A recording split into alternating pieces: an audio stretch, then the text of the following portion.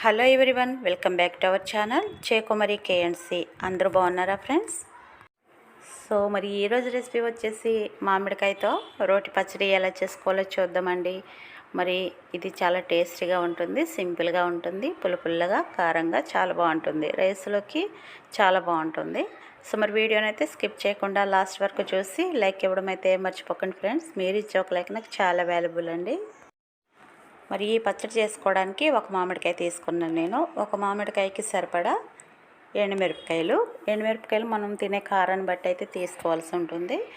దానికి కొలత ఏమి ఉండదు, మనకి ఎంత అవసరం అంత తీసుకోవాలి. ఒక మామిడికాయలోకి అయితే 2 టీ స్పూన్ల శనగపప్పు, 1 టీ స్పూన్ మినపప్పు, 1 టీ స్పూన్ ధనియాలు, అలాగే 1/2 టీ స్పూన్ మెంతులు తీసుకోవాలి. ఒక మామిడికాయకి ఈ కొలతలు అయితే సరిపోతాయి అన్నమాట. మనం ఇంకెక్కువ తీసుకుంటే కనుక వీటి క్వాంటిటీ అయితే పెంచుకోవాల్సి ఉంటుంది.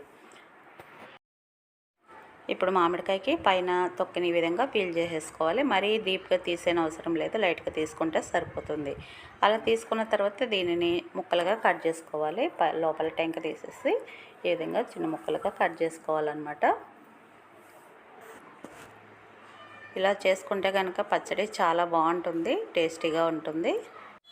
ఇలా కట్ చేసుకుని పక్కకు పెట్టుకోవాలి. ఇప్పుడు స్టవ్ పైన ప్యాన్ పెట్టుకొని ఎండుమిరపకాయలు కాకుండా మిగతావన్నీ కూడా అంటే మినపప్పు, శనగపప్పు, ధనియాలు వీటన్నిటిని కూడా డ్రై రోస్ట్ చేసుకోవాలి. ఆయిల్ ఏమీ వేయనవసరం లేదు. ఇవి కాస్త వేగిన తర్వాత మెంతులు కూడా వేసేసి కొంచెం ఫ్రై చేసుకొని ఇంకా పక్కకు తీసేసుకోవాలి వీటిని. ఇప్పుడు ఇదే ప్యాన్లో ఒక 1/2 టీ స్పూన్ ఆయిల్ వేసుకొని ఎండుమిరపకాయలు వేసి వేయించుకోవాలి. ఎండుమిరపకాయలకి కొంచెం ఆయిల్ ఎందుకు వేస్తానంటే ఉట్టిగా వేయించితే బాగా ఘాటు వచ్చేస్తుంది కదా. ఈ విధంగా వేయించుకొని ఇవి కూడా పక్కకు పెట్టుకోవాలి. ఇప్పుడు మిక్సీ జార్ తీసుకొని ముందుగా వేయించుకున్న పప్పులు అదేవిధంగా ఎండుమిరపకాయలు కూడా వేసేసి ఇందులోకి కాస్త పసుపు కూడా వేసి వీటిని మనం ఒకసారి మిక్సీ పట్టుకోవాలి. ఇలా మిక్సీ పట్టుకున్న తర్వాత దీంట్లోకి కొన్ని వెల్లుల్లిపాయ రెబ్బలు అదేవిధంగా కట్ చేసి పెట్టుకున్న మామిడికాయ ముక్కలు కూడా వేసేసి కాస్త బరకగా మిక్సీ పట్టుకోవాలి. మరీ మెత్తగా అయిపోయిన అవసరం లేదు. చూడండి, ఈ విధంగా పెట్టుకుంటే సరిపోతుంది. ఇప్పుడు ఈ పచ్చడికి పోపు కోసం కొంచెం ఆయిల్ వేసుకోవాలి. 1 టీ స్పూన్ ఆయిల్ వేసుకొని దాంట్లోకి ఆవాలు, జీలకర్ర వేసేసుకొని అవి వేగిన తర్వాత కొంచెం కరివేపాకు కూడా వేసి ఫ్రై చేసుకోవాలి. మనం ఇందులో తాలింపులో కావాలంటే ఎండుమిరపకాయలు కూడా వేసుకోవచ్చు. అలాగే పచ్చడి కూడా మనకి కుదిరితే రోట్లో చేసుకోవచ్చు అన్నమాట. ఇంకా మనం ముందు తాలింపు వేగగానే ముందు ప్రిపేర్ చేసుకున్న పచ్చడిని ఇందులో వేసేసి కలుపుకోవాలి. అలాగే సాల్ట్ యాడ్ చేయడం మర్చిపోయాను.